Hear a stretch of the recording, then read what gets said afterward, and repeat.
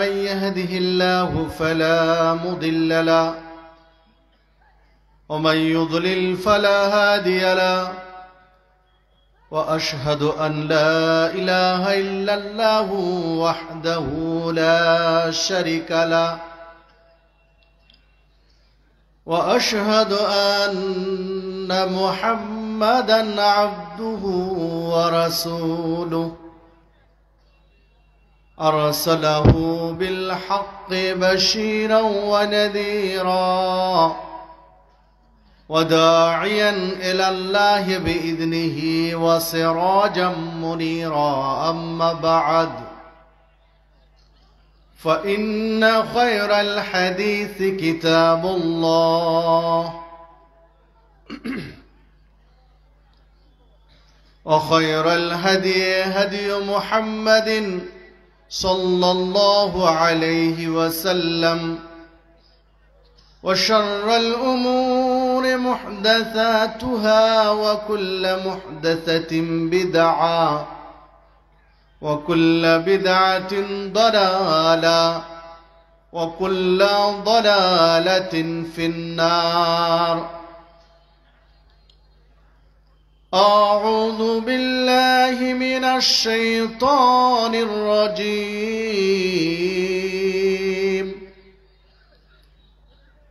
يا أيها الذين آمنوا اتقوا الله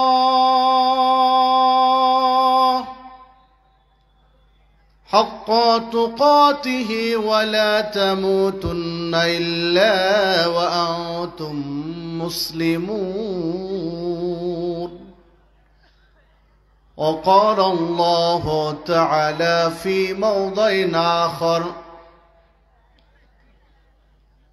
يا أيها الذين آمنوا اتقوا الله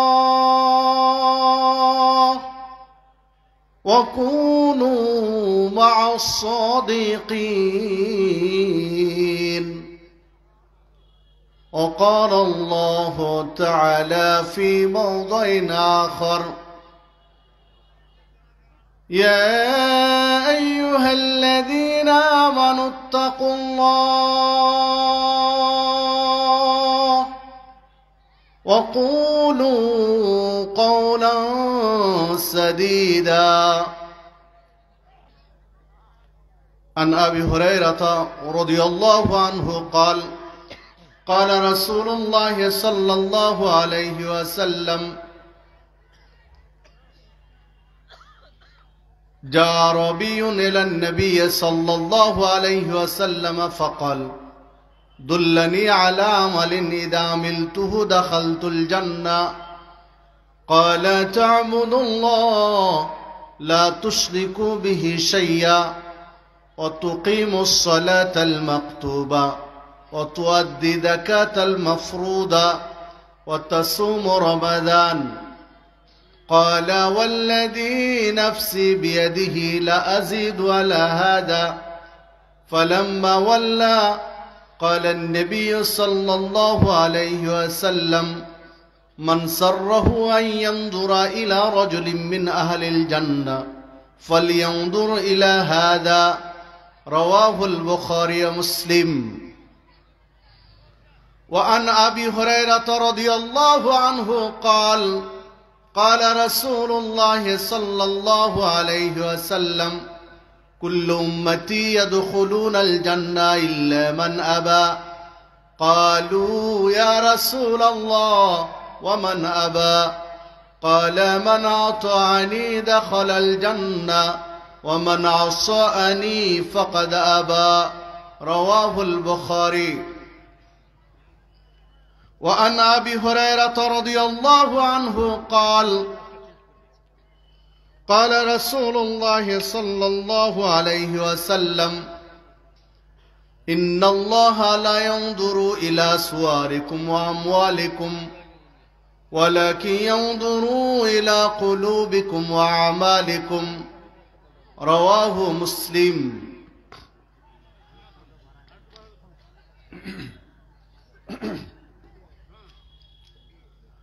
পঞ্চগড় জেলার অন্তর্গত টুনিরহাট বাজার বণিক সমিতি ও ইকরা মডেল মাদ্রাসার উদ্যোগে আয়োজিত 9 ডিসেম্বর 2024 রোজ সোমবার অনুষ্ঠিত দ্বিতীয় বার্ষিক তাফসীরুল কোরআন মাহফিলের সম্মানিত সভাপতি মাওলানা মোহাম্মদ আবু সাইদ প্রধান অতিথি জনাব এম.এ. মজিদ, বিশেষ অতিথিবৃন্দ, আমন্ত্রিত ওলামায়ে কেরাম, উপস্থিত শ্রদ্ধেয় মুরব্বিয়ানে কেরাম, যুবক ও তরুণ ভাইয়েরা, পর্দার অন্তরালের মা ও ভগ্নীগণ, আমি আপনাদের সামনে কোরআন মাজিদের সূরা আলে ইমরানের 102 নম্বর আয়াত তেলাওয়াত করেছি।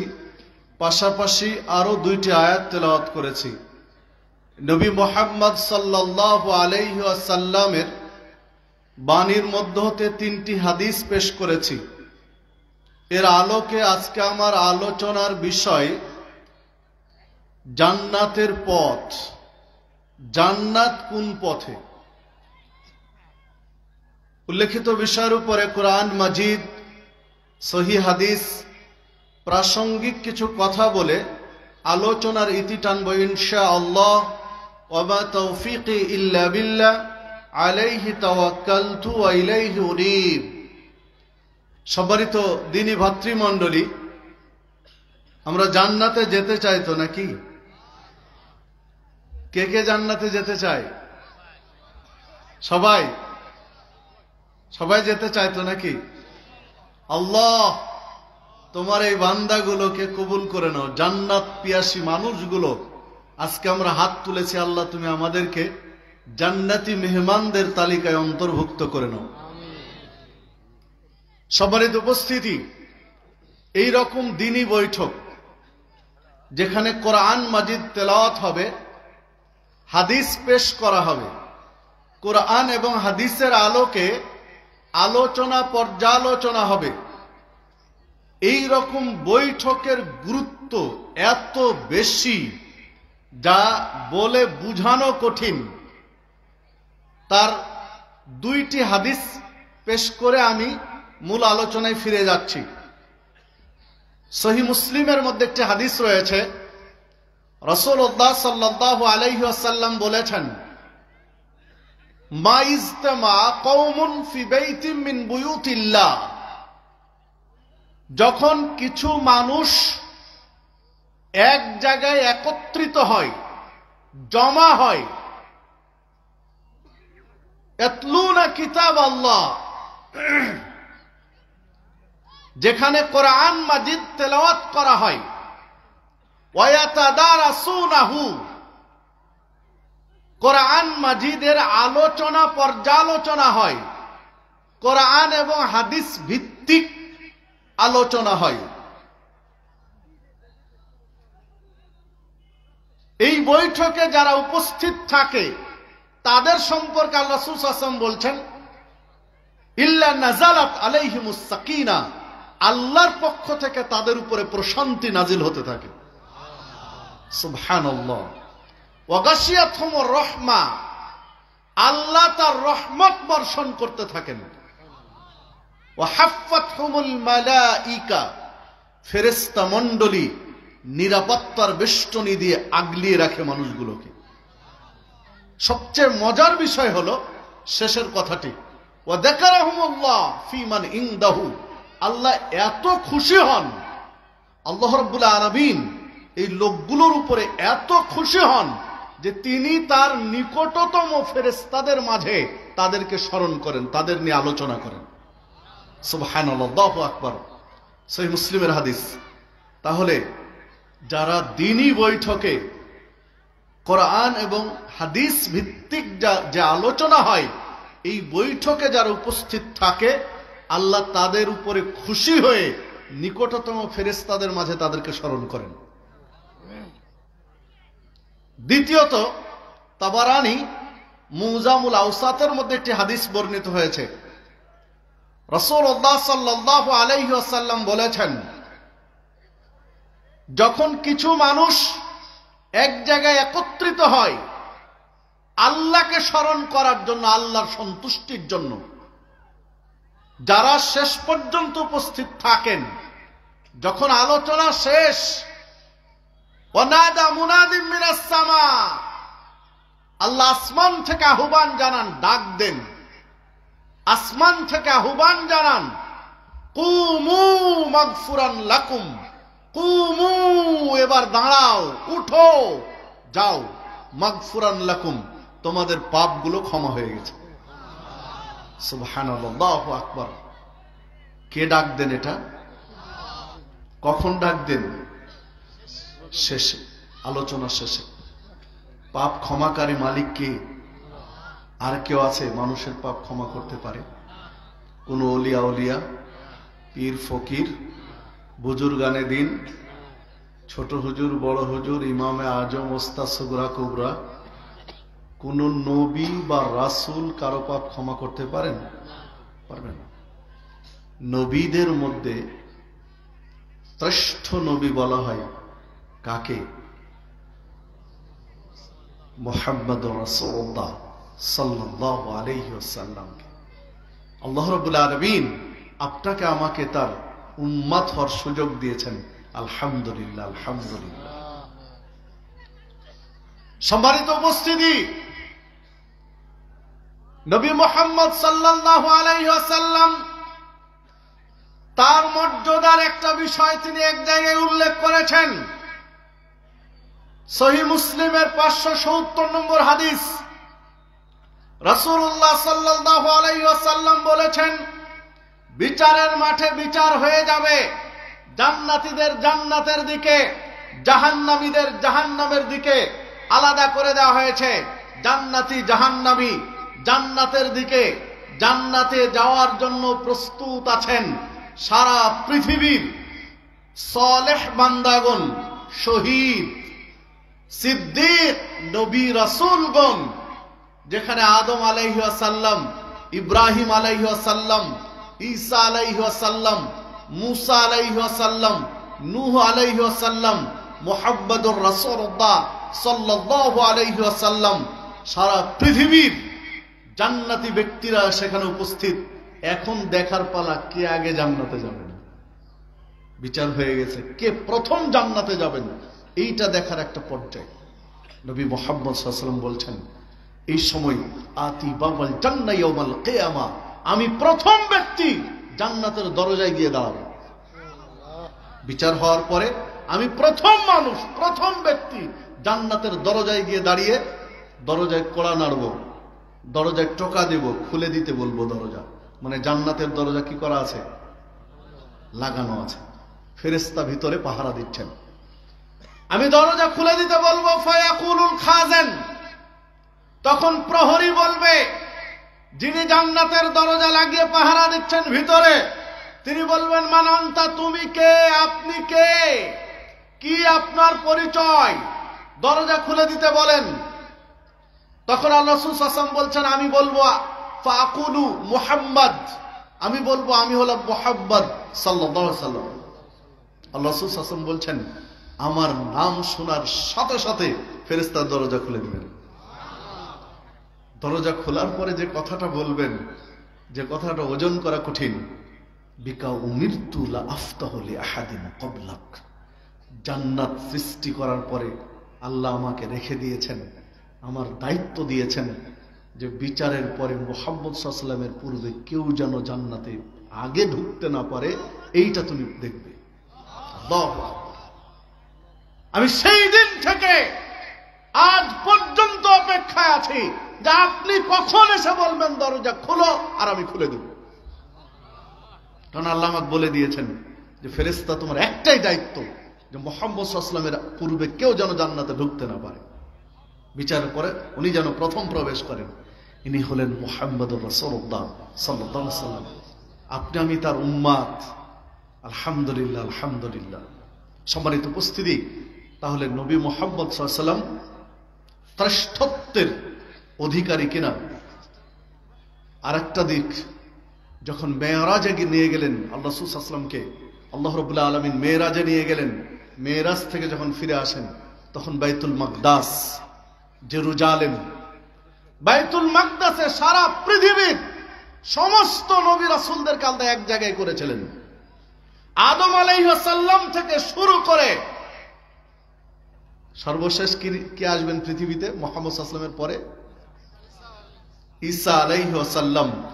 ঈসা আলাইহিস সালাম পর্যন্ত সমস্ত নবী রাসূল উপস্থিত। পরস্পরে 2 রাকাত সালাত হবে। কাদের সালাত? নবীদের সালাত, রাসূলদের সালাত। যেখানে ইমামতি এবং ইমাম মুসল্লি সবাই কি হবেন? নবী বা রাসূল। নবী রাসূল তাদের জামাত হবে একটা। এখন পরস্পরে মুখ চাওয়াচাই করবেন যে কে ইমামতি করবে, কারণ ওখানে মানুষের পিতা প্রথম ব্যক্তি আদম আলাইহিস সালাম উপস্থিত আছেন।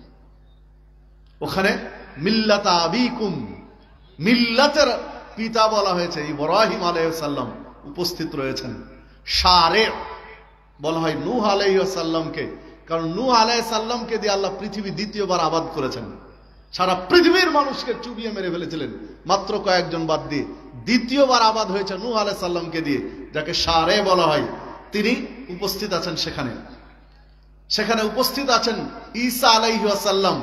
পৃথিবীতে 3টা মানুষ ব্যতিক্রম।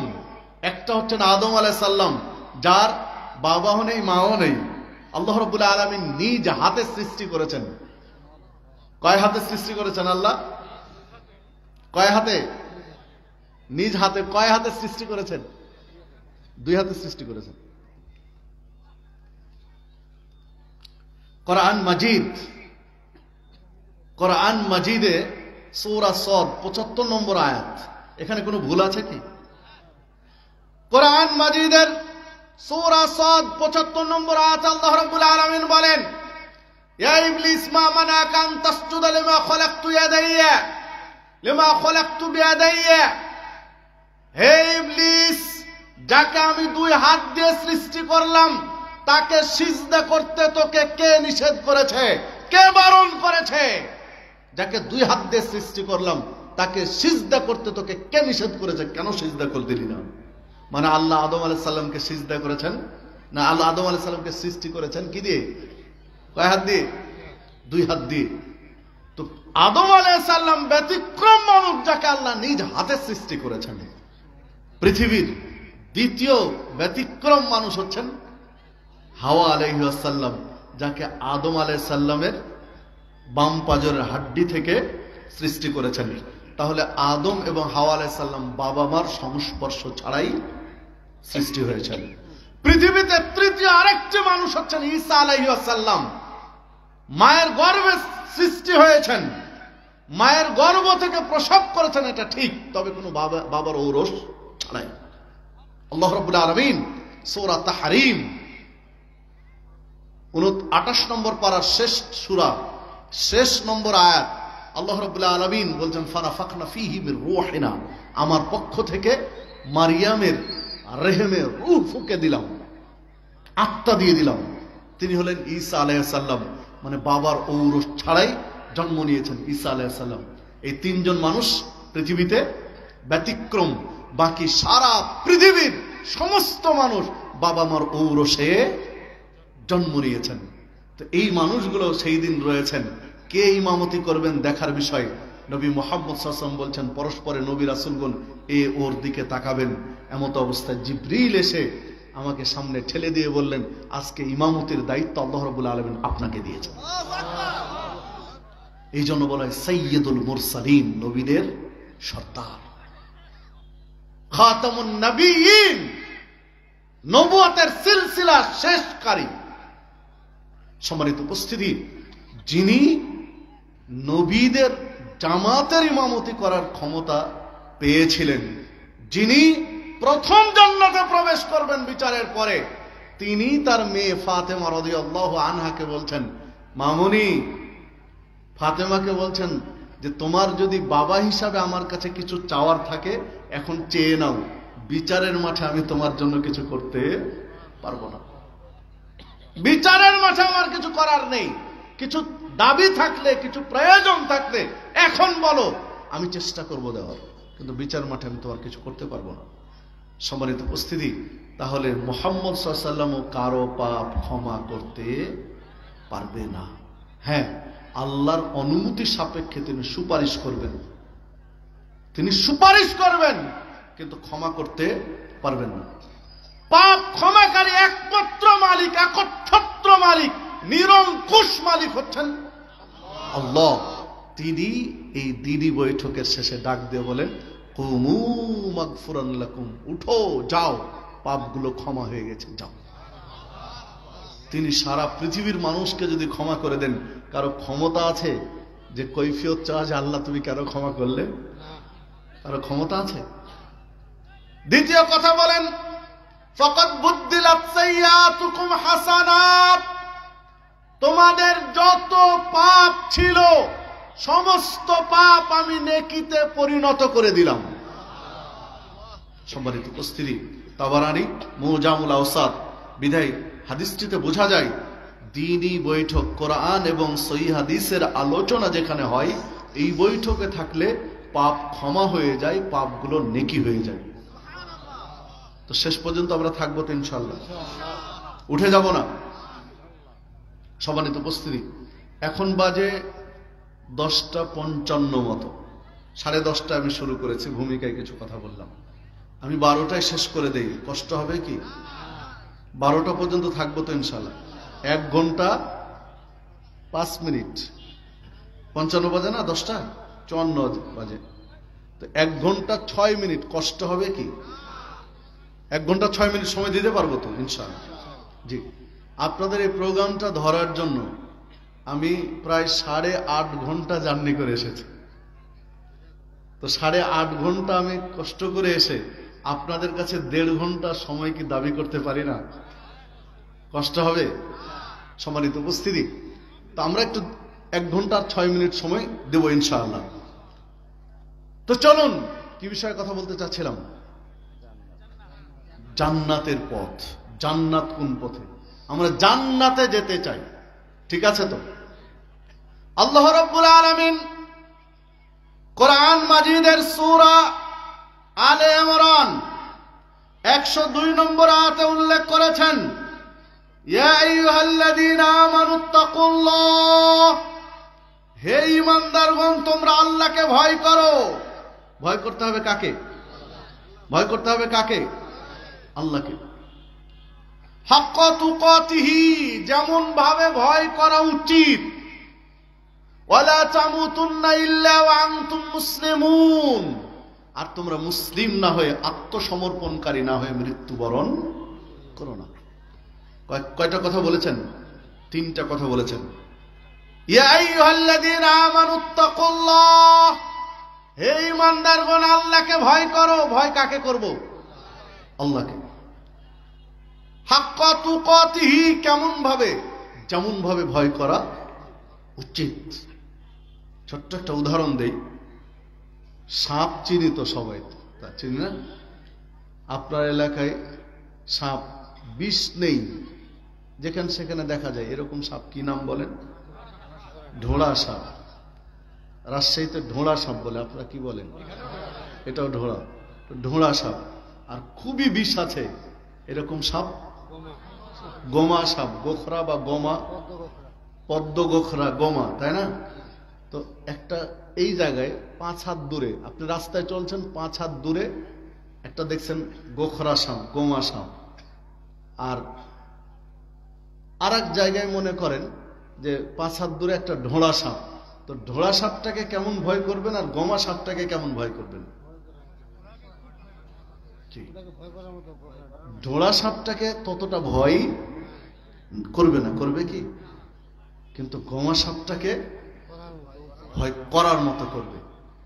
মানে হাক্কা তুকাতিহি, মানে আল্লাহকে যেমন ভয় করা উচিত তেমন ভয় করো। আল্লাহকে যেমন ভয় করা উচিত সেই রকম ভয় করো। ভয়ের কোয়ালিটি আছে, ভয়ের ধরন আছে, ভয়ের শ্রেণীবিন্যাস আছে। সব ভয় সমান নয়। সব ভয় কি সমান? সম্মানিত উপস্থিতি, ধরেন একটা অপরাধ হয়েছে, বাবা মা জানলে বকা দিবে, তো তো বাবাকে একটা সন্তান ভয় করে, মাকেও ভয় করে, তো মাকে বেশি ভয় করে না বাবাকে বেশি ভয় করে? দুই ভয় কি সমান? সমান না। তাহলে ভয়ের ধরন আছে, ভয়ের ধরন আছে, ক্ষেত্র বিশেষ ভয়ের পরিমাণ কম বেশি হয়। আমাদের ডিফেন্সে কয়েক ধরনের লোক আছে, তাই না? বিজিবি আছে, পুলিশ আছে, তারপরে র্যাব আছে, সেনাবাহিনী আছে। ডিফেন্সের সবকেই সমান ভয় কি করে মানুষ? ভয়ের এখানেও ধরন আছে। তো আল্লাহ বলছেন আল্লাহকে ভয় করো হাক্কা তুকাতিহি, যেমন ভাবে ভয় করা উচিত, যেমন ভাবে ভয় করা উচিত। কেন? একটা চুল যদি বাতাসে নড়ে, এটাও কে জানেন? বাতাসে একটা চুল নড়েছে, যার চুল সে কি টের পায়? যার চুল সে কি জানতে পারে যে আমার বাতাসে একটা চুল নড়ছে? কিন্তু কে জানে? আল্লাহ। মানুষ যদি সাবমেরিন নিয়ে পানির 100 ফিট 1000 ফিট গভীরে গিয়ে একটা অপরাধ করে, কে জানেন? আল্লাহ জানেন। সারা পৃথিবীর সকলকে ফাঁকি দেওয়া যাবে, কিন্তু আল্লাহকে ফাঁকি দেওয়ার কোনো সুযোগ নেই। কেমন ভাবে ভয় করা উচিত এই আলোচনা দেখা যায় সহিহ বুখারীর 660 নম্বর হাদিস। রাসূলুল্লাহ সাল্লাল্লাহু আলাইহি ওয়াসাল্লাম বলছেন, যেই দিন আল্লাহর আরশের ছায়া ব্যতীত কোনো ছায়া নেই, সেই দিন 7 প্রকারের ব্যক্তিকে আল্লাহ আরশের ছায়া তলে জায়গা দিবেন। কয় প্রকারের? 7 প্রকারের। সেই দিন আরশের ছায়া প্রয়োজন না প্রয়োজন নেই? ছায়া প্রয়োজন আছে। কেমন প্রয়োজন আছে? আমরা প্রচন্ড রোদ হয় যখন চৈত্র মাসে, তখন রোদ থেকে বাঁচার জন্য কি ব্যবহার করি? ছাতা ব্যবহার করি। ছায়া খুঁজি না? মাঠে যারা কাজ করে গাছের ছায়া, কোনো বাড়ির ছায়া খুঁজে যখন ক্লান্ত হয়ে যায়, রোদের তাপ থেকে বাঁচার জন্য ছায়া খুঁজি আমরা। রোদের তাপ থেকে বাঁচার জন্য ছায়ার ব্যবস্থা করেছি। পৃথিবী থেকে সূর্যের গড় দূরত্ব 15 কোটি কিলোমিটার। কত কিলোমিটার? 15 কোটি কিলোমিটার। 1500 কিলোমিটার নয়, 15,000 কিলোমিটার নয়, 15 লক্ষ কিলোমিটার নয়, 15 কোটি কিলোমিটার। পৃথিবী থেকে সূর্যের গড় দূরত্ব 15 কোটি কিলোমিটার। এই 15 কোটি কিলোমিটার সূর্যের দূরত্বের তাপ থেকে বাঁচার জন্য আমরা ছাতার ব্যবস্থা করি, করি না? করি না? ছায়ার ব্যবস্থা করি রৌদ্রের তাপ থেকে বাঁচার জন্য। বিচারের দিন সূর্য মাথার কতটুকু উপরে থাকবে? জি, কতটুকু? 1.5 হাত। 1.5 হাত তো নতুন শুনলাম। মানুষ তো বলে যে 1 বিঘা, আধা হাত, অর্ধ হাত। 1.5 হাত তো শুনিনি। জি, যেগুলো 1.5 হাত, 1 হাত, আধা হাত যে হাদিসগুলো এসেছে, এগুলো একটিও ঠিক না। সহিহ হাদিস যেটা এসেছে তিরমিজির মধ্যে, সেটা বলা হয়েছে এক হাদিসে 1 মাইল, আর এক হাদিসে এসেছে 2 মাইল। 2 হাদিসে সহিহ। 1 মাইল থেকে 2 মাইল। 1 মাইল মানে কিলোমিটার অনুযায়ী প্রায় 1.5 কিলোমিটার, আর 2 মাইল হলে প্রায় 3 কিলোমিটার। তাহলে বোঝা যাচ্ছে 1.5 থেকে 3 কিলোমিটার। 1.5 থেকে 3 কিলোমিটার। তো এখন 15 কোটি কিলোমিটার, 15 কোটি কিলোমিটার দূরত্বের সূর্য থেকে বাঁচার জন্য ছাতা খুঁজি, আর সেই দিন মাত্র 1.5 মাইল, 1.5 কিলোমিটার, 1 মাইল উপরে সূর্য। সেদিন কি করবেন? ছায়ার দরকার কি দরকার নেই? সেই দিন মানুষের পাপ অনুযায়ী ঘাম ঝরতে থাকবে। আল্লাহ রাসূল সাল্লাল্লাহু আলাইহি ওয়াসাল্লাম বলছেন, কারো ঘাম টাকনু পর্যন্ত, কারো ঘাম হাঁটু পর্যন্ত, কারো ঘাম কোমর পর্যন্ত, কারো ঘাম বুক পর্যন্ত, কারো ঘাম গলা পর্যন্ত, ঘাম নাক পর্যন্ত, কেউ ঘামে হাবুডুবু খাবে। মানে পাপ তত বেশি ভয়ে ঘাম তত বেশি ঝরবে। পাপ যত বেশি তত বেশি ঘামবে। সম্মানিত উপস্থিতি, সেই দিন মানুষের বুকের ছাতি ফেটে যেতে চাইবে সূর্যের তাপে। সেই দিন আল্লাহ রাব্বুল আলামিন 7 প্রকার মানুষকে ডেকে নেবে যে বান্দা আসো, আমার আরশের ছায়াতলে তোমার জন্য জায়গা করে রেখেছে। 7 প্রকারের এক প্রকার হচ্ছে রাজুলুন দাতু ইমরাতুন জাতু হাসাবিন ওয়া জামালিন, এমন যুবক যেই যুবককে একজন নারী তার জৈবিক চাহিদা পূরণের জন্য ডাক দিয়েছে। নারী তাকে আহ্বান করছে যুবককে, যুবতী নারী ডাকছে যুবককে, আসো আমরা একটু এনজয় করি। কেমন নারী? জাতু হাসাবিন ওয়া জামালিন। হাসাব মানে সম্পদশালী, ধনকুবের, শিল্পপতি ঘরের নারী। জামাল মানে বিশ্ব সুন্দরী, অধিক সুন্দরী, শিল্পপতি ঘরের নারী। যুবতী নারী যুবককে ডাকছে যে আসো আমরা একটু মজা করি। তখন যুবক বলছে ইন্নী আখাফুল্লাহ। আরে তোমার কিসের টাকা পয়সা, কিসের তোমার ধন সম্পদের বড়াই, কিসের তোমরা চেহারা সুরত, আমি তোয়াক্কা করি না। ইন্নী আখাফুল্লাহ, আমি আমার আল্লাহকে ভয় করি। এখন তো যুবক একটা মেয়েকে পটানোর জন্য কত কিছু করছে, বাবার পকেট চুরি করে ফাঁকা করে দিচ্ছে, করছে না? কত কৌশলে মিথ্যা কথা বলছে, তার হিসাব নেই একটা মেয়েকে তার সাথী বানানোর জন্য। কত রকম ফুন্দি ফিকির করছে তার হিসাবের বাইরে। আর আল্লাহ রাসূল সাল্লাল্লাহু আলাইহি ওয়াসাল্লাম বলছেন মেয়েটাই, যুবতী মেয়েটাই, তারপরও কোনো গরিব ঘরের মেয়ে নয়, কোনো অসুন্দর মেয়ে নয়, সুন্দরী এবং ধনাঢ্য ঘরের মেয়ে একটা যুবককে ডাকবে। তখন যুবক বলছে ইন্নী আখাফুল্লাহ, আরে আমি আল্লাহকে ভয় করি, তোমার এগুলো আমি প্রস্তাব তোয়াক্কা করি না, প্রত্যাখ্যান করে দিব। এই যুবককে আল্লাহ ডাকবেন যে যুবক তুমি আমাকে ভয় করার মতো ভয় করেছিলে, হাতের নাগালে তুমি একজন মেয়েকে পেয়েও তুমি কিছু মনে করনি, তোয়াক্কা করনি, আমার ভয়, আসো তোমার জন্য আমি আরশের ছায়াতলে জায়গা করে রেখেছি, এখানে আসো।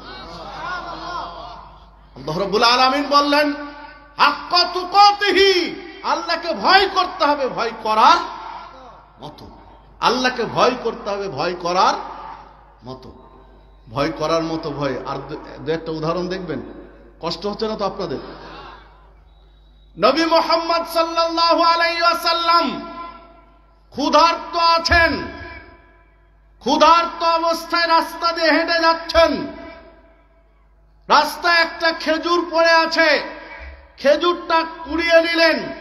কুড়িয়ে নেওয়ার পরে বলছেন আমার যদি সন্দেহ না হতো যে এইটা যাকাতের খেজুর, এটা সাদাকার খেজুর, এই সন্দেহ যদি আমার না হতো তাহলে আমি খেজুরটা খেতাম। কিন্তু যাকাত বা সাদাকার খেজুর বলে সন্দেহ হচ্ছে, এই জন্য আমি এটা খেতে পারবো না, কারণ আমার পরিবার যাকাত খেতে পারবে না। খেজুরটা রেখে দিলেন। হতে পারে যে এলাকায় ছিল বা যে রাস্তায় ছিল, হতে পারে ওটা সাদকা কালেকশনের রাস্তা বা ইত্যাদি, যে কোনো কারণে সন্দেহটা হয়েছে। খেজুরটা কি করলেন? ক্ষুধার্ত হওয়ার পরেও ফেলে দিলেন যে এটা আমি খেতে পারবো না। এটা হচ্ছে হাক্কা তুকাতি, আল্লাহকে ভয় করার মতো ভয়। আজকে মসজিদের কটা টাকা রয়েছে, তো মসজিদের ক্যাশিয়ার হওয়ার সুযোগ পেয়েছি, তো ওই টাকাগুলো 9-6 করে কোন দিকে নিয়ে গেলাম তা হিসাব নেই, হচ্ছে না? মসজিদের সভাপতি হওয়ার জন্য মানুষ এখন লবিং গ্রুপিং মারামারি করছে, আপনার দিকে আছে কিনা জানি না। মসজিদের সভাপতি, সেক্রেটারি, ক্যাশিয়ার হওয়ার জন্য মারামারি করছে।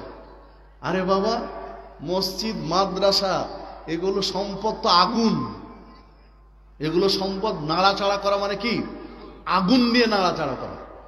মসজিদ মাদ্রাসা জনগণের টাকা যেগুলো, 10-এর টাকা যেগুলো, 5 জন মানুষের টাকাগুলো, এগুলো তো আগুন নিয়ে নাড়াচাড়া করার মতো। আগুন নিয়ে নাড়াচাড়া করা সাবধানে করতে হয় না? আগুন নিয়ে নাড়াচাড়া করলে সাবধানে করা লাগে, একটু 19 কুড়ি হলে সবকিছু জ্বালিয়ে দিবে। আগুন নাড়তে গিয়ে একটু 19 কুড়ি হলে সব জ্বালিয়ে ছাই করে দিবে, পুড়িয়ে ছাই করে দিবে আগুন নিয়ে নাড়াচাড়া করলে। ঠিক মসজিদ মাদ্রাসা এগুলো জনগণের টাকা হচ্ছে আগুনের মতো। আপনি নাড়াচাড়া করবেন, সমস্যা নেই, একটু যদি এলোমেলো হয়ে যায়, হিসাব 19 কুড়ি হয়ে যায়, তো সারা জীবনে সবকিছু পুড়িয়ে ছাই করে দিবে। মসজিদ মাদ্রাসাগুলো নিয়ে মানুষ এখন লবিং গ্রুপিং করে, আস্তাগফিরুল্লাহ আল্লাযী লা ইলাহা ইল্লা হুয়া। মসজিদের ক্যাশিয়ার বানাতে চাই, যদি সভাপতি বানাতে চাই, সেক্রেটারি বানাতে চাই, তো প্রথম হওয়া দরকার ভাই মাফ করবেন, আমি পারবো না, এইরকম মানসিকতা হওয়া দরকার। জোর করে আপনাকে অনুরোধ করে করে বুঝিয়ে চাপিয়ে দেন, এইটা হওয়া দরকার বাঁচার জন্য। যে কথা বলছিলাম, নবী মুহাম্মদ সাল্লাল্লাহু আলাইহি ওয়াসাল্লাম যাকাতের সাদাকার খেজুর ভেবে ফেলে দিলেন আল্লাহকে ভয় করার মতো ভয়। তিনি একদিন যাকাতের খেজুর বন্টন করছেন, ছোট্ট নাতি হাসান হুসাইন চলে এসেছেন, একটা খেজুর দিয়ে মুখের মধ্যে দিয়ে দিই, ছোট মানুষ বুঝেন না তো, খেজুর দিয়ে টুক করে মুখের মধ্যে দিয়ে দিয়েছে। আল্লাহ রাসূল বলছেন, না না করো কি, ফেলো ফেলো ফেলো, জানো না আমরা যাকাত খেতে পারি না, ছোট বাচ্চার মুখ থেকে ফেলে দিলেন। চিন্তা করতে পারেন, এটা আল্লাহকে ভয় করার মতো ভয়। যদি হিসাব করেন, আবু বকর সিদ্দিক রাদিয়াল্লাহু আনহু, তার একটা গোলাম কৃতদাস ছিল, গোলাম কিছু খাবার কিনে নিয়ে এসেছে, আবু বকর সিদ্দিক রাদিয়াল্লাহু আনহুকে দিয়েছেন। আবু বকর সিদ্দিক রাদিয়াল্লাহু আনহু খাবার খেয়েছেন, খাবার খাওয়া শেষ, ঠিক এই সময় গোলাম বলছে যে মনিব, আমি তো বলতে ভুলে গেছিলাম, আপনি যে খাবার খেলেন এই খাবারটা কোন টাকা দিয়ে কেনা জানেন, শুনবেন? বলছে বলো। তো বলছে, আমি জাহেলি যুগে গণকি জ্যোতিষীর কাজ করতাম। গণকি জ্যোতিষী তো বুঝেন, এই যে এখন যারা রাশি চক্রের কাজ করে, রাশি চক্র, তো জ্যোতিষীর কাজ করতাম। মানুষের হাতের রেখা দেখে বলতাম তার ভাগ্য ভালো মন্দ, কয়টা বিয়ে হবে, ধন সম্পদ, ছেলে মেয়ে কি হবে, ইত্যাদি ইত্যাদি, এগুলো বলতাম। বিনিময়ে দিনার দিরহাম টাকা পয়সা নিতাম, এইটা দিয়ে আমি সংসার চালাতাম। এগুলো এখন আছে না নেই? কনক ঠাকুর জ্যোতিষী, রাশি চক্রওয়ালার আছে না নেই? এগুলো সব চিটারি, এগুলো সব চিটারি, বাটপারি, 2 নম্বরই, প্রতারণা, ধোঁকাবাজ ছাড়া কিচ্ছু না। কিছু কথা খেটে যায়, বলে ঝড়ে বক পড়ে আর ফকিরের কারামতি বাড়ে, বলে না, ঝড়ে বক পড়ে আর ফকিরের কারামতি বাড়ে। সম্মানিত উপস্থিতি, কেন? জিনের, দুষ্ট জিন মানুষ চাইলে অনেক সময় নিজের নিয়ন্ত্রণে আনতে পারে। তো জিনের মাধ্যমে তারা কিছু এটা ওটা করে, এটা ঠিক, তবে তাদের নিজস্ব কোনো ক্ষমতা নেই। যদি মানুষের ভাগ্য ভালো মন্দ বলতেই পারবে, তাহলে ওকেই বলেন যে তুমি রাস্তায় ফকিরিগিরি করছো কেন? তুমি তোমার তকদিরটা দেখো, কোনটা কোনটা তোমার তকদিরে ভালো আছে, কোনটা কোনটা কল্যাণ আছে, ওটা ওটা আগে আগে অর্জন করে নাও, যে তুমি বড় লোক হয়ে যাও, তুমি কেন ফকিরি করে বেড়াচ্ছ? বলেন, সারা দুনিয়ার মানুষের তকদির দেখে বেড়াচ্ছে, নিজের তকদিরের খোঁজ নাই। আমরা বুঝি না, তাই এদের কাছে যাই। সম্মানিত উপস্থিতি, এগুলো থেকে বেঁচে থাকবেন, অবশ্যই বেঁচে থাকবেন। আল্লাহ রাসূল সাল্লাল্লাহু আলাইহি ওয়াসাল্লাম বলছেন, কেউ যদি গণক ঠাকুর জ্যোতিষী এদের কাছে যায় এবং শুধু জিজ্ঞাসা করে, তাহলে ওর 40 দিনের ইবাদত কবুল হবে না। 40 দিনের ইবাদত কবুল হবে না। আর যদি ওদের কথা বিশ্বাস করে, ও যা বলেছে সেটা যদি মেনে নেয়, বিশ্বাস করে, তাহলে ওই ব্যক্তি কুফরি করবে, মুসলিম থাকবে না। জ্যোতিষী গণক ঠাকুরের কাছে যাওয়া যাবে না, তাদের কথা বিশ্বাস করা যাবে না। তো গোলাম বললেন আবু বকর সিদ্দিক রাদিয়াল্লাহু আনহুকে, জাহেলি যুগে আমি গণকি করতাম, মানুষের হাতের রেখা দেখতাম, টাকা পয়সা নিতাম, দিনার দিরহাম নিয়ে সংসার চালাতাম। একজনের দেখেছিলাম বাকি রেখেছিল, পরে পরিশোধ করার কথা, আর দেখা হয়নি। আজকে হঠাৎ করে, পরে তো আমি আপনার সাথে আছি, আজকে হঠাৎ করে বাজারে গিয়ে দেখি ওই লোক, কোন লোক, যার ওই যে বাকিতে হাতের রেখা দেখেছিলাম, আজকে আমাকে ওই টাকাটা পরিশোধ করলো, যে আপনি তো আমার কাছে টাকা পেতেন, টাকাটা দিয়েছে, যে টাকা দিয়ে আমি খাবার কিনে নিয়ে এসেছি, আর ওই খাবারটা আপনি খেলেন। আয়েশা রাদিয়াল্লাহু আনহা, আবু বকর সিদ্দিক রাদিয়াল্লাহু আনহুর মেয়ে ওখানে আছেন, উনি বলছেন, হাদিস বর্ণনা করেছেন আয়েশা রাদিয়াল্লাহু আনহা, যে আমার আব্বা যখন এই ঘটনা শুনলেন, তখন হা করে গলার মধ্যে আঙ্গুল ঢুকালেন, আঙ্গুল ঢুকে বমি করে ফেলে দিলেন, যে হারাম টাকার খাবার পেটে রাখতে পারবো না। খাওয়া হয়ে গেছে, খাওয়ার পরে জেনেছেন যে টাকা কি হারাম জ্যোতিষী করা টাকা বমন করে ফেলে দিলেন যে হারাম টাকার খাদ্য আমি পেটে রাখতে চাই না। সহিহ বুখারীর 3842 নম্বর হাদিস। সম্মানিত উপস্থিতি, এটা হলো আল্লাহকে ভয় করো হাক্ক তুকাতিহি, যেমন ভাবে ভয় করা উচিত। হাক্ক তুকাতিহি বুঝা গেছে? যে আল্লাহকে ভয় করো ভয় করার মতো, আল্লাহকে ভয় করো ভয় করার মতো। সারা পৃথিবীর কেউ টের পাবে না এমন একটা অপরাধ করে বসলাম, এমন একটা ক্ষতি করে দিলাম জাতির, এমন একটা ক্ষতি করে দিলাম জনগণের, এমন একটা ক্ষতি করে দিলাম একটা মানুষের, পৃথিবীর কেউ কোনোদিন টের পাবে না, পাক পক্ষেও টের পাবে না। মনে রাখতে হবে, কেউ যদি টের না পায়, আল্লাহ ঠিকই জানেন। আল্লাহর ভয়ে আপনাকে বিরত থাকতে হবে, সংযত থাকতে হবে, পাপ করা যাবে না। এর নাম হচ্ছে হাক্ক তুকাতিহি। ওয়ালা তামুতুন্না ইল্লা ওয়া আনতুম মুসলিমুন।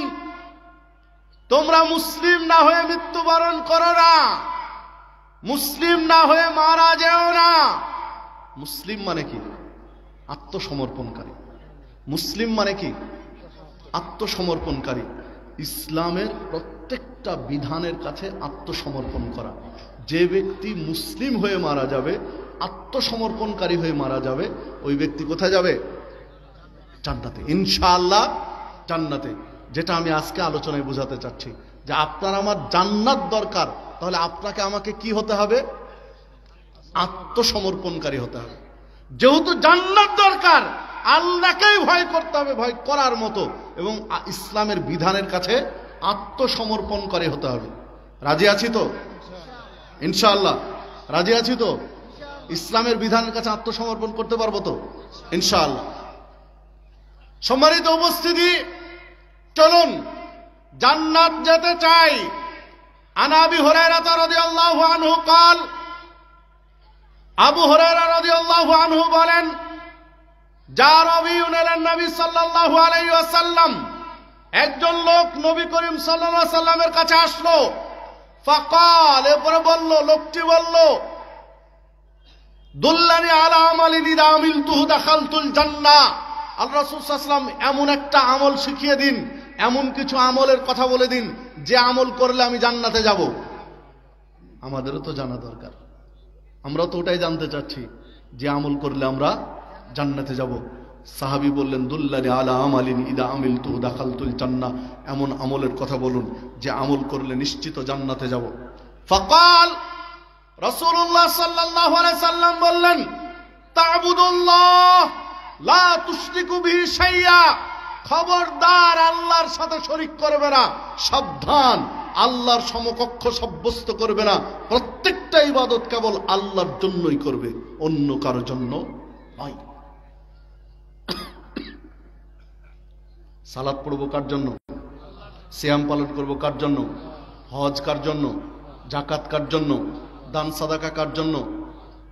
সালাম কালাম যা আছে প্রত্যেকটা ইবাদত কার জন্য? তার সাথে শরীক করা যাবে না। একটা মেসেজ আজকে মাথায় নিয়ে যান। একজন ব্যক্তি যদি শিরিক না করে মারা যায়, একজন মুসলিম যিনি কালেমায়ে শাহাদাত পাঠ করেছেন, যিনি কালেমা শাহাদাত পাঠ করেছেন, উনি যদি শিরিক না করে মারা যায়, তাহলে নিশ্চিত জান্নাতে যাবে, ইনশাআল্লাহ জান্নাতে যাবে। আর যত পাপ আছে সব পাপ করেছে, সব পাপ করেছে, কিন্তু করেনি কি? শিরক করেনি।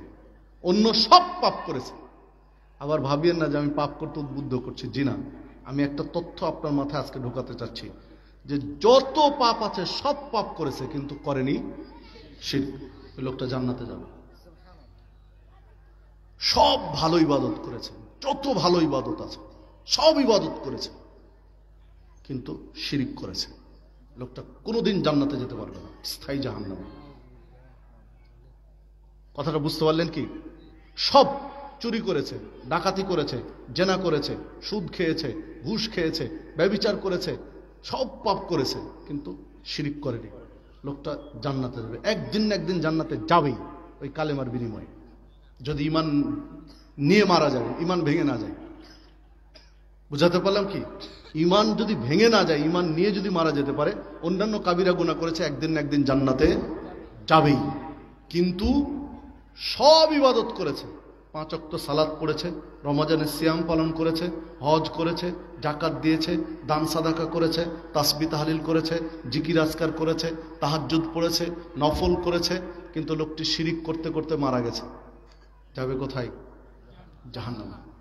কোনো দিন জান্নাতে যেতে পারবে না, স্থায়ীভাবে জাহান্নামে থাকবে। ইন্নাহু মান ইউশরিক বিল্লাহ ফাকাদ হাররামাল্লাহু আলাইহিল জান্নাহ, যে ব্যক্তি আল্লাহর সাথে শরীক করবে ওই ব্যক্তির জন্য আল্লাহ জান্নাতকে হারাম করেছেন।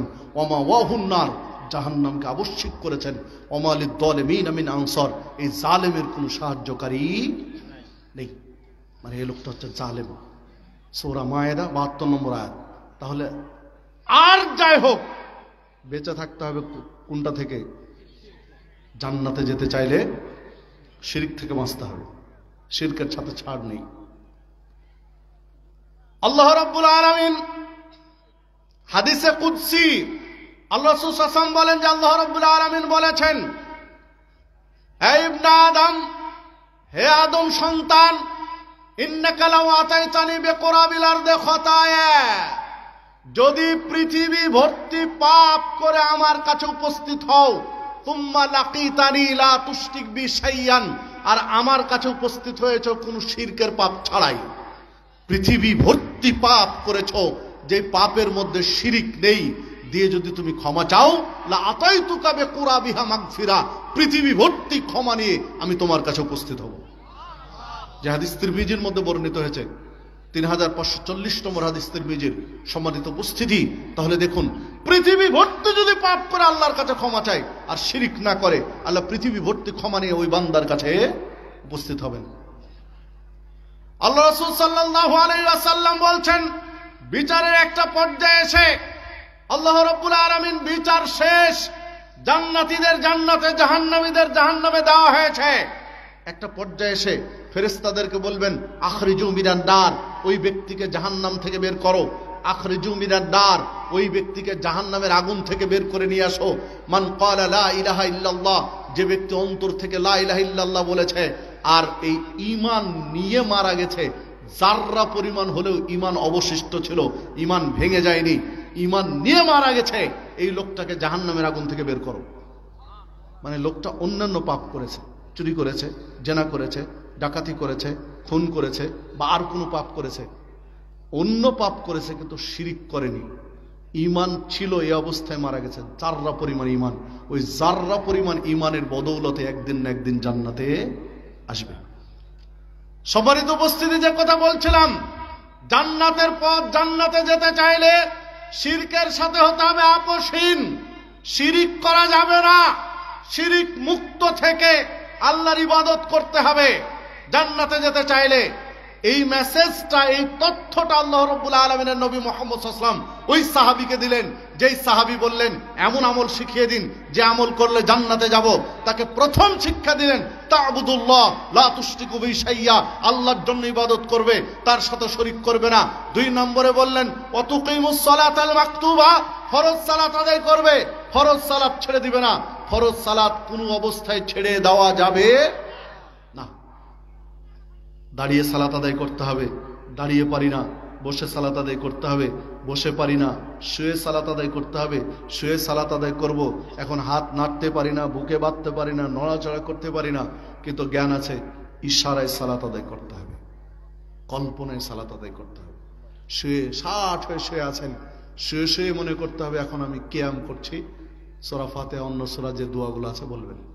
শুয়ে শুয়ে একভাবেই পড়ে আছেন, শুয়ে শুয়ে মনে করতে হবে আমি এখন রুকু করছি, রুকুর দোয়া, তাকবীর দিয়ে আমি এখন সিজদা করছি, সিজদার দোয়া, মানে কল্পনায় সালাত হবে।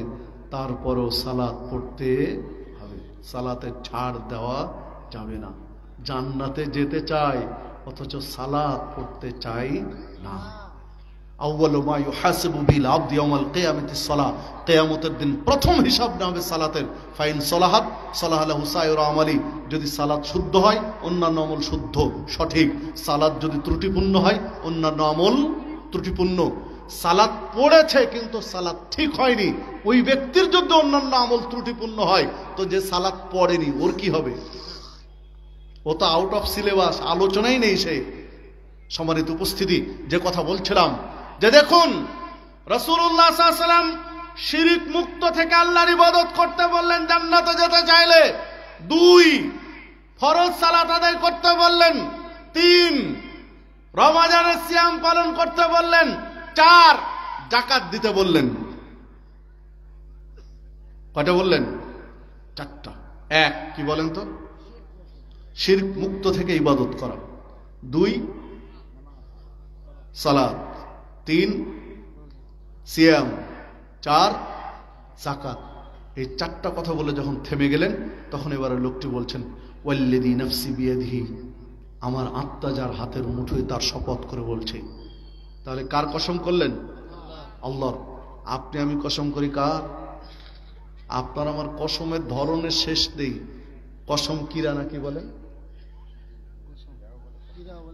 কিরাও বলে, কসমও বলে, শপথও বলে। মায়ের কিরা আছে না নেই? বাপের কিরা, মসজিদের কিরা, ছেলের মাথায় হাত দিয়ে কিরা, চোখের কিরা, দানা ছুঁয়ে কিরা, মাটির কিরা, শেষ নাই কিরা, কসমের শেষ নেই। বাপ মা, চোখ, হাত পা, কান, গলা, দানা, মাটি সব কিছু কিরা খেয়ে খেয়ে মসজিদ মাদ্রাসা ভর্তি করে দিলাম। মান হালাফা বিগাইরিল্লাহ ফাকাদ আশরাকা, যে ব্যক্তি আল্লাহ ব্যতীত অন্য কারো নামে শপথ করলো ওই ব্যক্তি শিরক করলো। যদি শপথ করতেই হয় আল্লাহর শপথ করেন, আল্লাহর কসম। কোন জিনিসের কসম করা যাবে না, এগুলো সব আল্লাহর সৃষ্টি। তিনি স্রষ্টা হিসাবে সৃষ্টির কসম করেছেন, তিনি সূর্যের কসম করেছেন, চন্দ্রের কসম করেছেন, ঘোড়ার কসম করেছেন, 3 ফলের কসম করেছেন, জাইতুন ফলের কসম করেছেন। তিনি কসম করেছেন সৃষ্টির, আর সৃষ্টি কসম করবে স্রষ্টা আল্লাহ। আল্লাহ ব্যতীত অন্য কারো কসম করা যাবে না। আল্লাহর কসম বলেন, প্রয়োজন হলে আল্লাহর কসম বলেন। রাসূলুল্লাহ সাল্লাল্লাহু আলাইহি ওয়াসাল্লামের সাহাবী বললেন আল্লাহর কসম করে বলছি লা আজিদু আলা হাদা, এর চেয়ে বেশি করব না। আপনি যে 4টা কথা বললেন, আল্লাহর জন্য ইবাদত করবে, শিরক করবে না, ফরজ সালাত পড়বে, ফরজ যাকাত দিবে, ফরজ সিয়াম পালন করবে, এর চেয়ে বেশি করব না। আরেক বর্ণনায় রয়েছে ওয়ালা আনকুস, এর চেয়ে কমও করব না, মানে কমাবো না, বাড়াবো না। যা বললেন তাই করব, হুবহুব তাই করব যা বলেছেন, কমও নয় বেশিও নয়। ফালাম্মা ওয়াল্লা, যখন লোকটা রাস্তা দিয়ে চলে গেল, ক্বালান নবী সাল্লাল্লাহু আলাইহি ওয়াসাল্লাম, নবী করিম সাল্লাল্লাহু আলাইহি ওয়াসাল্লাম বললেন মান সাররাহু ইয়ানদুরা ইলা রাজুলিন মিন আহলিল জান্নাহ, তোমরা কি এখন জান্নাতি কোনো মানুষকে দেখে আনন্দিত হতে চাও? ফালয়ানদুর ইলা হাদা, ওই লোকটাকে দেখো যে লোকটা চলে গেল। সুবহানাল্লাহ, আল্লাহু আকবার। সহিহ বুখারীর 1397 নম্বর হাদিস, সহিহ মুসলিমের 116 নম্বর হাদিস, মিশকাতের মধ্যে পাওয়া যাবে 14 নম্বর হাদিস। সাক্ষাৎ জান্নাতি বললেন লোকটাকে। ছোট্ট করে একটা জিজ্ঞাসা করি, হাদিসটা বুঝতে পেরেছেন তো নাকি? লোকটা ইবাদত গুলো শুরু করেছে কি? সালাত শুরু, কেবল তো শুনে চলে গেল, শুনলো, মসজিদ থেকে বেরিয়ে গেল, সালাত পড়েছে, সিয়াম পালন করেছে, রমজান তো আসেনি, যাকাত দিয়েছে, বাড়ি তো যায়নি, কোত্থেকে দেবে? কোনো একটা আমল শুরু হয়েছে, তার আমল শুরু হয়নি, কিন্তু জান্নাতের ঘোষণা হয়ে গেছে। কিসের ভিত্তিতে হয়েছে? জি, তার স্বীকারোক্তির ভিত্তিতে। স্বীকারোক্তিটা কি? আপনি যা বলেছেন তাই করব, কমাবো না, বাড়াবো না। লা আজিদু আলা হাদা ওয়ালা আনকুস, মানে নবী আপনি যা বলেছেন তাই করব, কমও নয় বেশিও নয়।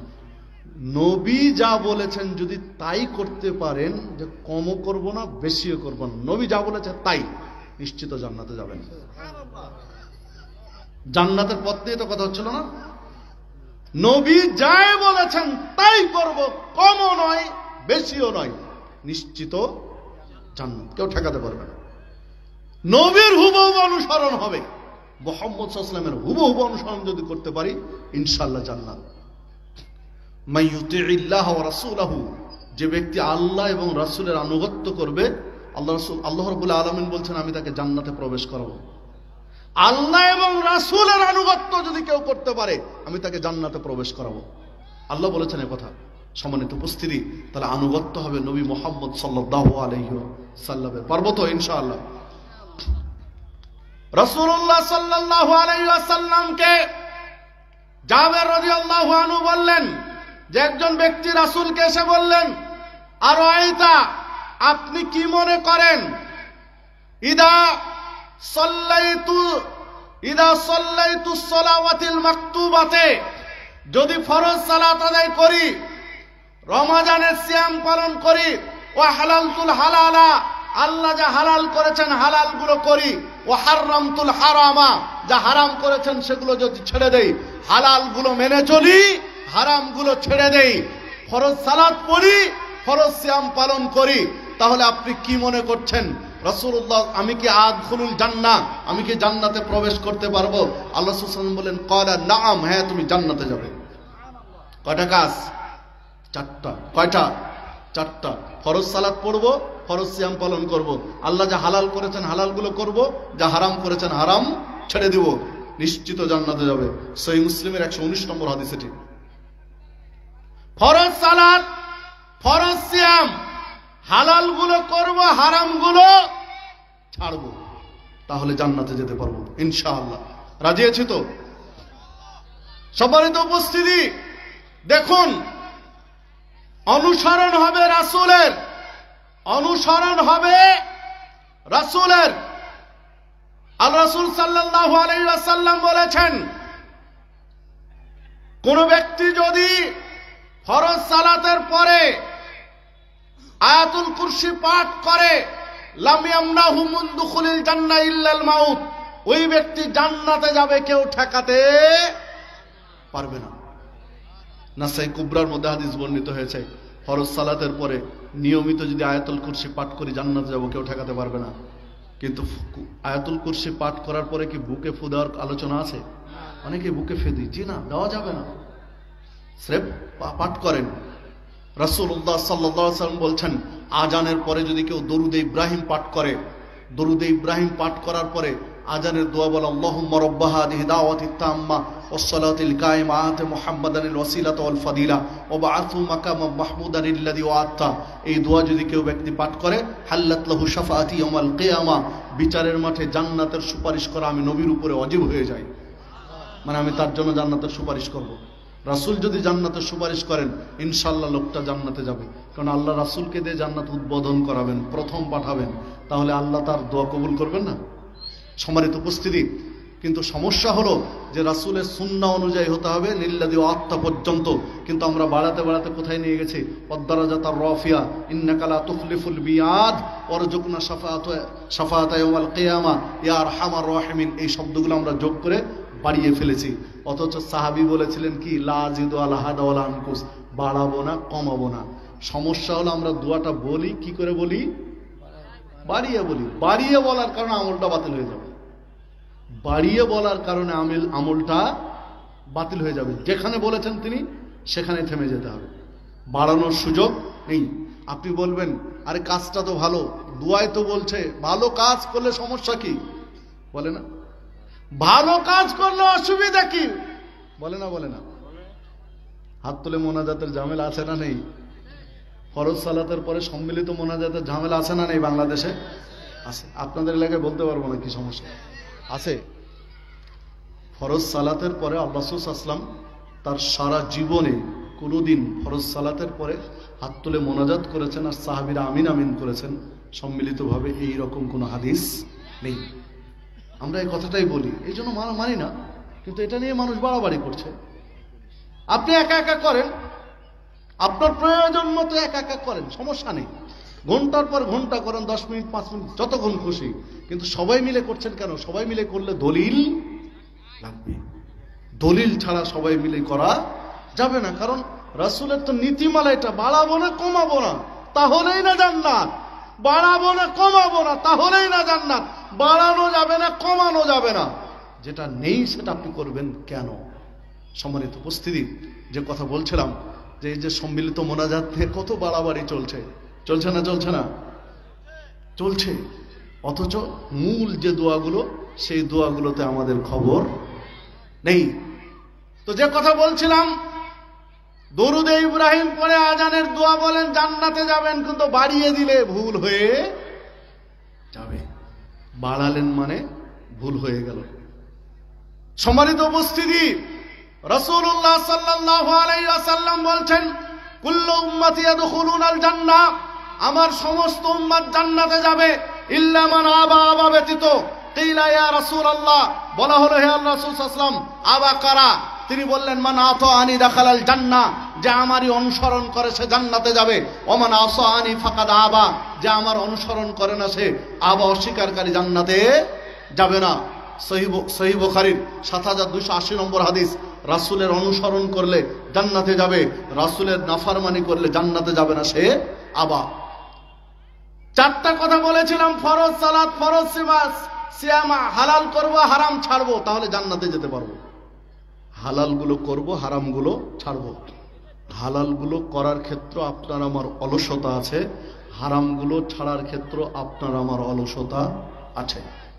হারাম ছেড়ে দিতে হবে। রাজি আছি তো? রাজি আছি তো? বলেন, গীবত করা হালাল না হারাম? গীবত করা গুনাহ না পাপ না নেকি? কাবিরা গুনাহ না সাগিরা গুনাহ? তাহলে গীবত করা হারাম, গীবত করা গুনাহের কাজ। ছোট গুনাহ কি গুনাহ? বড় গুনাহ। হারাম কাবিরা গুনাহ। রাসূল বললেন জান্নাতে যেতে চাইলে হালাল করো, হারাম ছাড়ো। তো গীবত করব না কাল থেকে শুরু করব? বলেন। জি, কণ্ঠ নিচু হয়ে গেছে, সবাই আর কথা বলছে না। গীবত ছেড়ে দিতে হবে, গীবত ছেড়ে দিতে হবে। আয়েশা রাদিয়াল্লাহু আনহা সাফিয়া বিনতে হুই সম্পর্কে একটা কথা বলেছিলেন। রাসূল সাল্লাল্লাহু আলাইহি ওয়াসাল্লাম তার একজন স্ত্রী সাফিয়া আর একজন স্ত্রী আয়েশা রাদিয়াল্লাহু আনহুমা। তো সতীনের কাছে, আয়েশার কাছে সাফিয়া রাদিয়াল্লাহু আনহার একটা কিছু বিষয় নিয়ে কথা বলেছিলেন। তো আয়েশা রাদিয়াল্লাহু আনহা বলেছিলেন, মিন সাফিয়াতে হাসবুকা মিন সাফিয়া কাদা ওয়া কাদা, সাফিয়ার জন্য তো এইরকম এইরকম, এটাই যথেষ্ট। তানি কাসীরা, এটা দিয়ে বোঝাতে চাইছিলেন তিনি একটু বেটে, মানে সাফিয়া তো এইরকম এইরকম, মানে বোঝাতে চাইছিলাম ও তো শর্ট, বেটে। বেটে মানুষের এত কি কথা, এইরকম কিছু বোঝাতে চেয়েছিলেন। আল্লাহ রাসূল সাল্লাল্লাহু আলাইহি ওয়াসাল্লাম বললেন, লাকাদ কুলতি কালিমাতান লাউ মাযাজাত বিল বাহর, তুমি যে কথা বললে, তোমার কথাটা যদি সাগরের পানিতে নিক্ষেপ করা হয়, সাগরের পানির কালার পরিবর্তন হয়ে যাবে। সম্মানিত উপস্থিতি, যে কথা বলেছিলেন কথা ঠিক ছিল। সাফিয়া রাদিয়াল্লাহু আনহা স্ত্রীদের মধ্যে তুলনামূলক একটু শর্ট ছিলেন, কিন্তু যেই কথাটায় আর একজন মুসলিম কষ্ট পাবে, কথা সত্য হলেও ওই কথা জনসমাজে বলে বলে তাকে কষ্ট দেওয়া যাবে না, তার বদনাম করা যাবে না।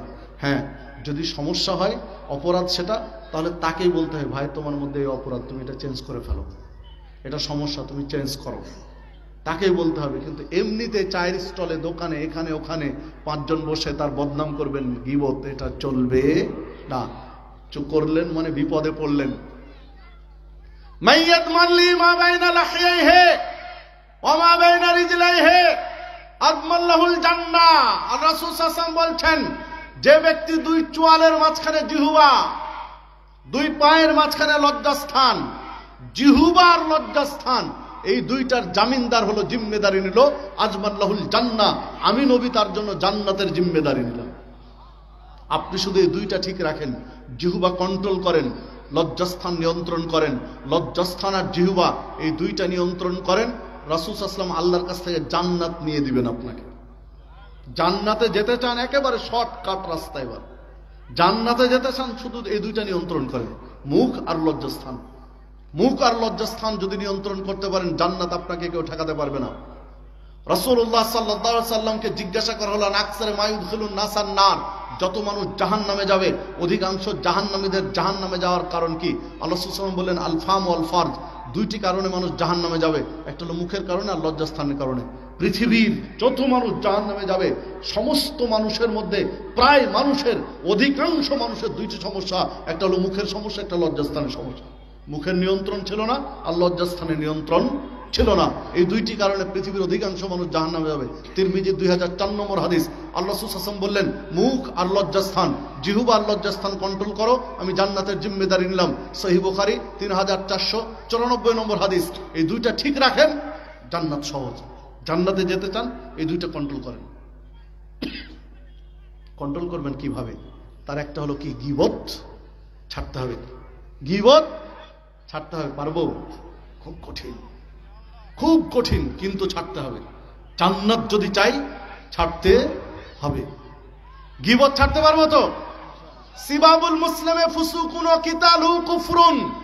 মুসলিমকে গালি দেওয়া ফাসিকি কাজ, হত্যা করা কুফরি কাজ।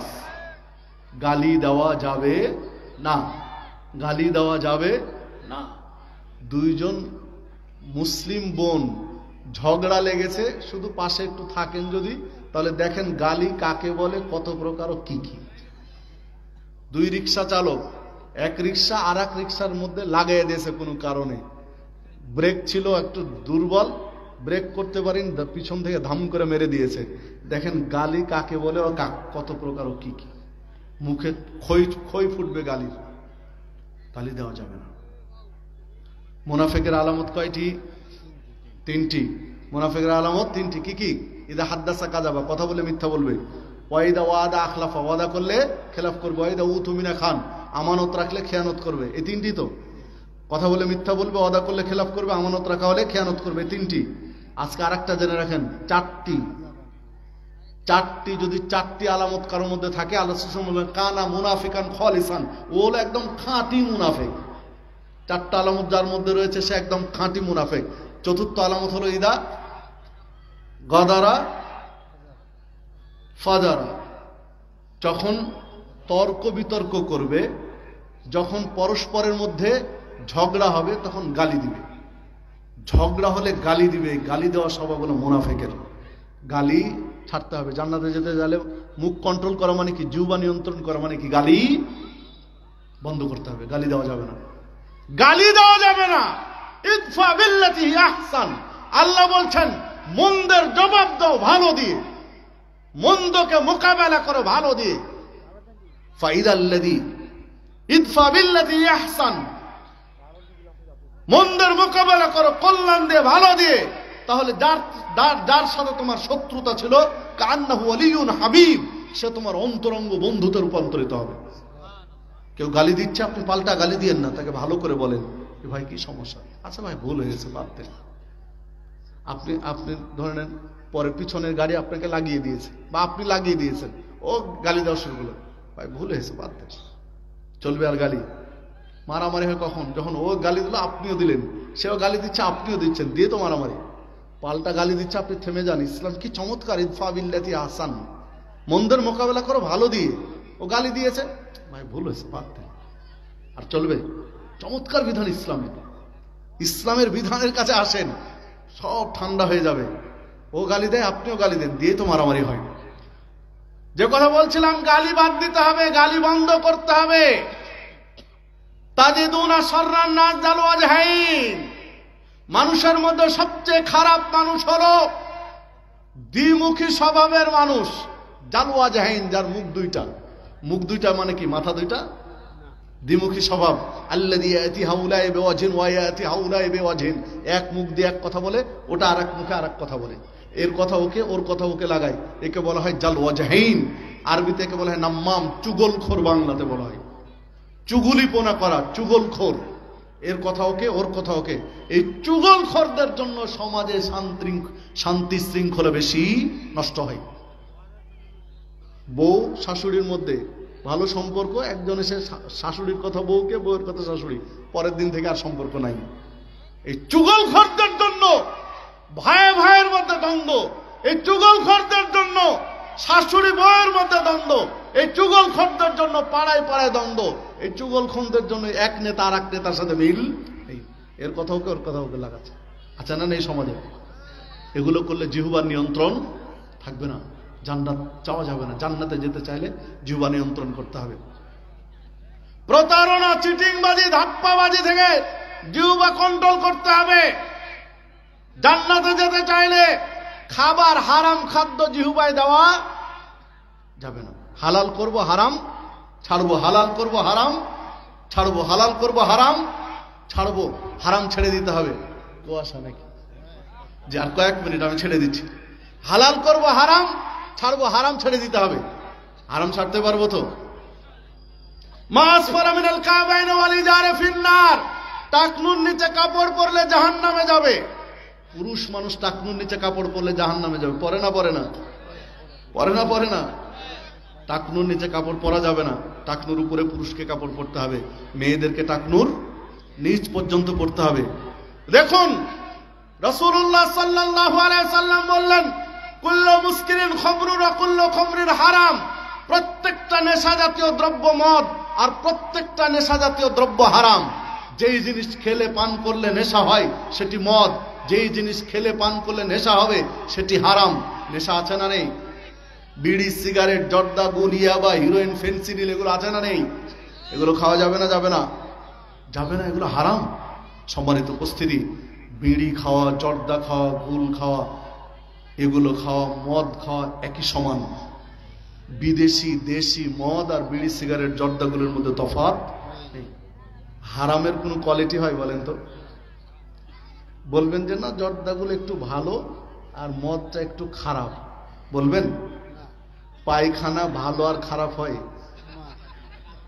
যে এই পায়খানাটা একটু ভালো, এই মলটা একটু ভালো আর এই মলটা একটু খারাপ, এরকম কোয়ালিটি করা যাবে? মল তো মলই, ওর ভালো খারাপ আছে।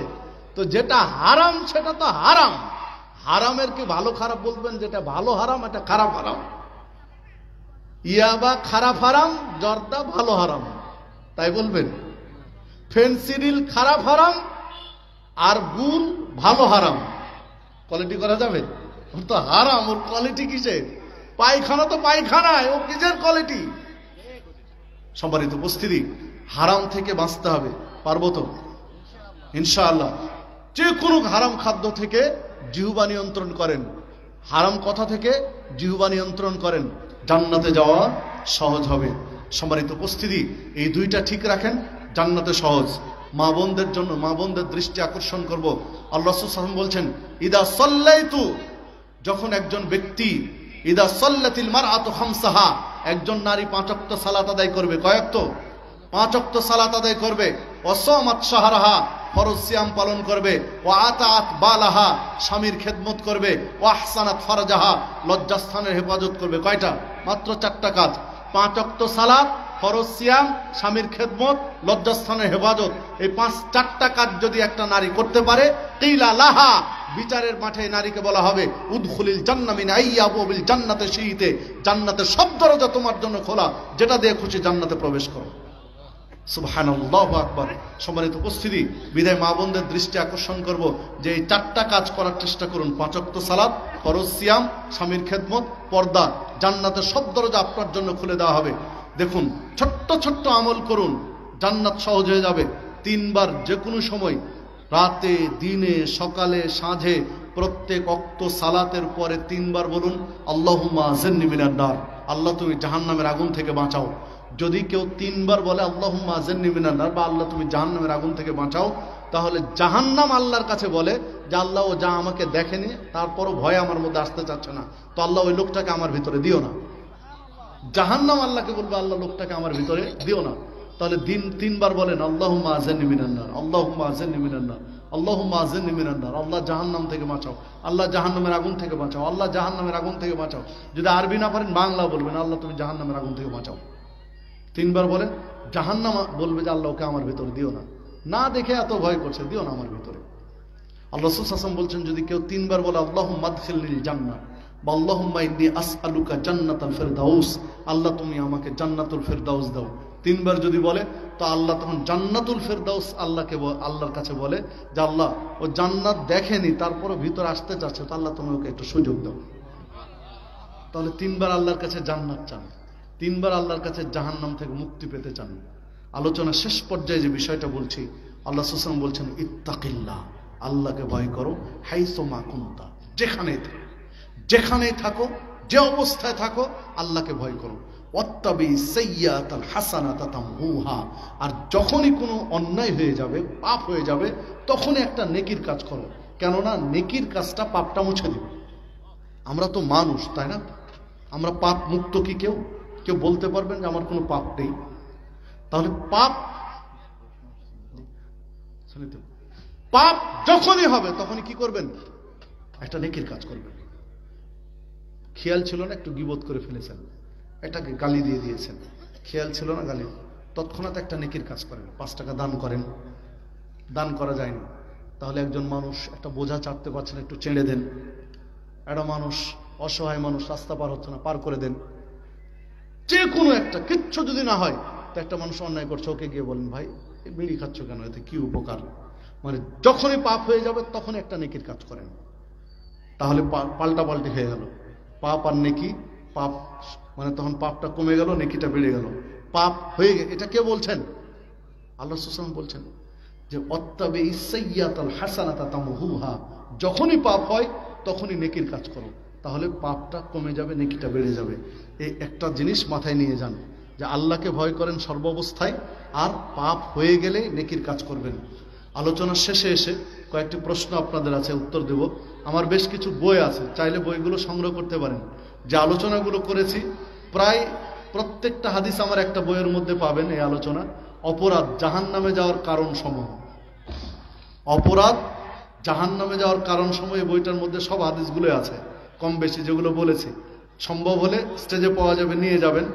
আর বিশেষ করে বলে থাকি ঈমান ভঙ্গের কারণ, যে কারণে মানুষের ঈমান ভেঙে যায়। ঈমান যদি না থাকে জান্নাতে যাওয়া যাবে না। ঈমান নিয়ে যদি মরতে পারে আর শিরিক না করি তো ইনশাআল্লাহ জান্নাতে যাওয়া যাবে।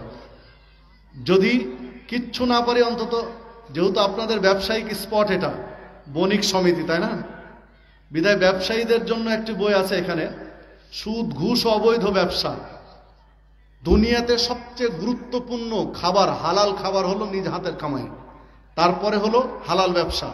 আল্লাহ রাসূল সাল্লাল্লাহু আলাইহি ওয়াসাল্লাম বলছেন, যে আলোচনা এই বইয়ের মধ্যে আছে, যে সবচেয়ে গুরুত্বপূর্ণ খাবার হচ্ছে নিজ হাতে যে উপার্জন করে, এইটা দ্বিতীয় উত্তম খাবার হলো যেটা হালাল ব্যবসার মধ্যে আসে।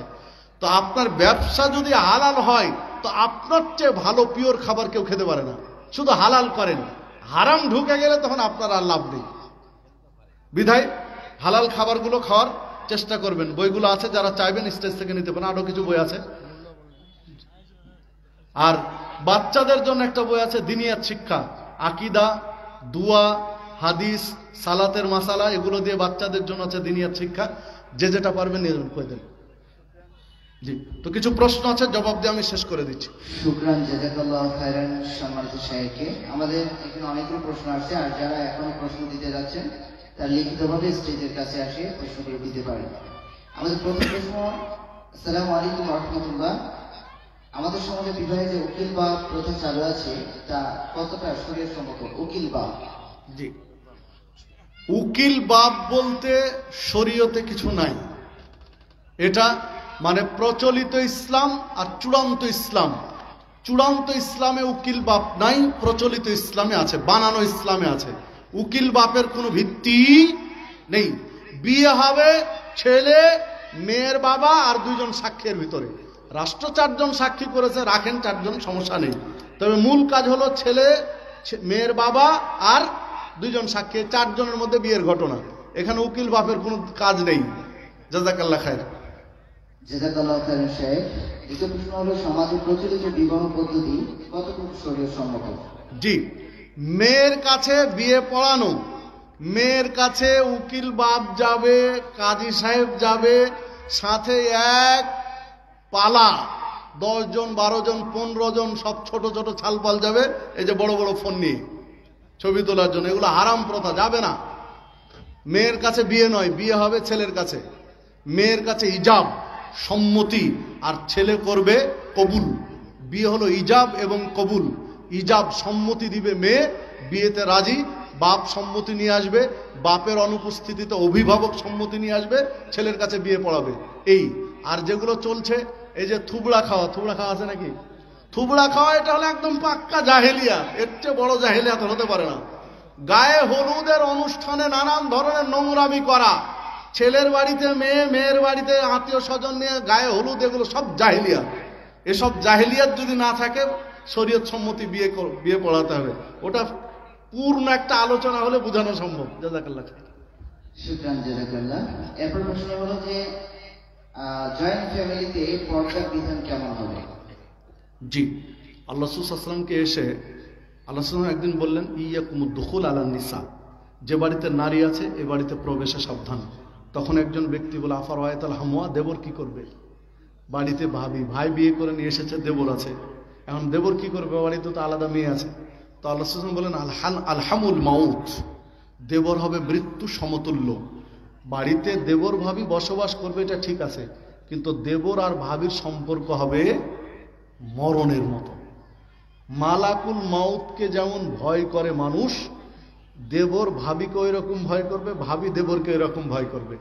কোনো কারণে ধরেন রাত 3টার সময় ভাবি উঠেছে, টয়লেটে যাবে, মাথায় কাপড় দেয়নি, রাত 3টা বাজে মাথায় কাপড় দেয়নি, উঠেছে, ও দেবর উঠেছে কোনো কারণে, ওরও টয়লেট দরকার, মাথায় কাপড় ভাবির ছিল না, ওখান থেকে টয়লেট থেকে এসে ভাবির 1 ঘন্টা ধরে ঘুম হবে না, যে ছি ছি ছি এটা কি হলো। মানে সম্পর্কটা হবে এইরকম। দেবর ভাবির সম্পর্ক হাসি ঠাট্টার নয়, দেবর ভাবির সম্পর্ক মজাকের নয়, দেবর ভাবির সম্পর্ক ছোট ভাইয়ের বোনের মতো নয়। কিসের মতো? মরণের মতো। বুঝাতে পারলাম কি? হাদিস সহিহ বুখারীর। জি, শুকরান, জাযাকাল্লাহ। তারপর প্রশ্ন হলো, কেমন মেয়ে বিয়ে করা উচিত? জি, মেয়ে বিয়ে করার ক্ষেত্রে 4টা গুণ মানুষ দেখে।